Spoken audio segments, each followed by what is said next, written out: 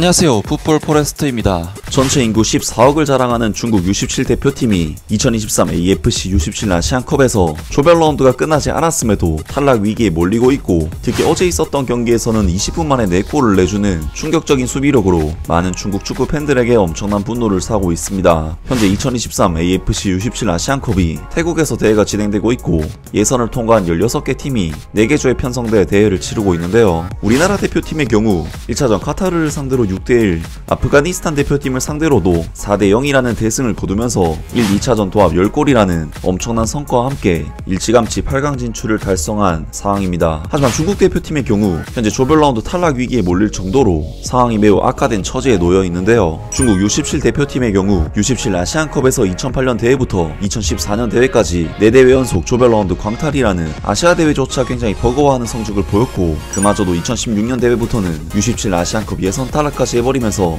본선 대회에 자격을 얻지 못하는 정말 터무니없는 상황이 발생했습니다. 그리고 이번 2023 U17 아시안컵에서 중국 대표팀은 무려 9년 만에 U17 아시안컵 본선 진출에 성공하면서 기대를 모았고, 황금 세대라는 말까지 나왔었는데, 아무래도 중국 입장에서는 어쨌든 9년 만에 아시아 대회 본선 진출을 이끌어낸 대표팀이기도 하고, 중국이 시진핑과 함께 한창 축구 투자에 열을 올리기 시작했을 시기인 2010년대 초반, 당시 4살 5살 하던 유소년 아이들이 중국 축구의 발전하는 시스템과 함께 같이 성장해온 거의 첫 세대라고 할 수 있었기 때문에 이번 대표팀에 대한 기대치는 중국 내에서도 상당히 기대를 모으는 부분이 있었습니다. 하지만 중국 대표팀은 1차전 아시아 대회에서는 준우승까지 한 적이 있지만, 현재 FIFA 랭킹이 100위권 밖에 위치한 상대팀, 자신들보다 명백하게 축구 인프라와 지원 자체가 떨어지는 타지키스탄을 상대로 굉장한 고전을 펼치면서 힘겨운 경기를 펼쳤고, 경기 내 기록적인 부분만 살펴봐도 슈팅 숫자 16대10, 유슈팅 8대6으로 중국이 상당히 열세를 보였는데, 사실 1대1로 비긴 결과 자체가 중국에게는 굉장히 힘들게 얻은 승점 1점이라고 할 수 있었는데요. 그리고 중국 대표팀은 2차전 경기에서는 호주 대표팀을 상대로 경기를 펼치게 되는데, 이날 경기에서 호주 대표팀은 전반전 9분 이란 쿤다,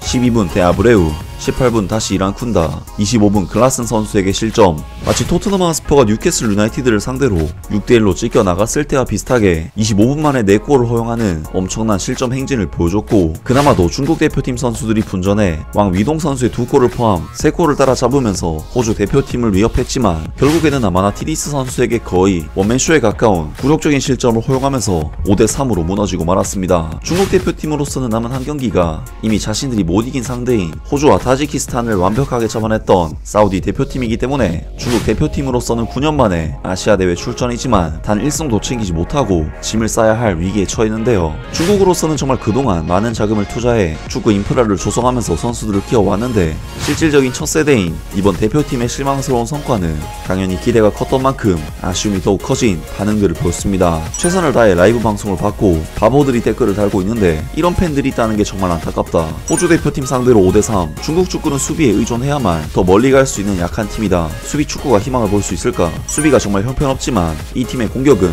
요 몇 년 동안 중국 청소년 팀에서는 보기 드문 것이었다. 발밑은 늘었지만 개인 능력, 신체 능력, 특히 순발력은 아직도 향상되어야 한다. 마지막 골 그 호주 선수는 정말 따라갈 수가 없었다. 체력 때문이 아니라 체력이 있어도 따라갈 수가 없다. 양첸 감독은 팀을 이끌고 자신의 스타일을 형성해야 한다. 오늘 경기 패배로 인해 토너먼트 진출은 이제 완전히 물 건너갔다. 뚝심이 있었지만 이 연령 대표는 여전히 아시아 대회 본선 진출 능력이 없다. 일본과 한국이라면 호주에게 쉽게 5골을 허용하지 않을 것이다. 양첸 감독처럼 이력도 없이 국적을 나카사노로 데려온 감독은 정말 어이가 없다. 코칭 스태프의 적응력이 너무 떨어지고 준비가 부족하다. 양첸은 정말 터무니가 없다. 양첸 감독은 전방에서 압박하면서 공격과 수비를 겸비하고 싶어 하지만 전방에서 상대를 제압할 방법이 없다. 이 그룹의 선수들은 더 나은 수준의 코치를 받을 자격이 있다. 국내 감독에 대한 환상을 갖지 말자. 그들의 수준은 선수들보다 나쁘다. 등등 많은 중국 축구 팬들이 굉장히 부정적인 반응들을 보였는데요. 정말 중국 축구의 사례를 보면 돈만 쏟아붓는 것이 답이 아니라는 것을 알 수 있는 결과가 아닐까 싶은데, 중국의 이러한 상황은 월드컵 출전국 숫자가 확대되는 그러한 어드밴티지가 생겨도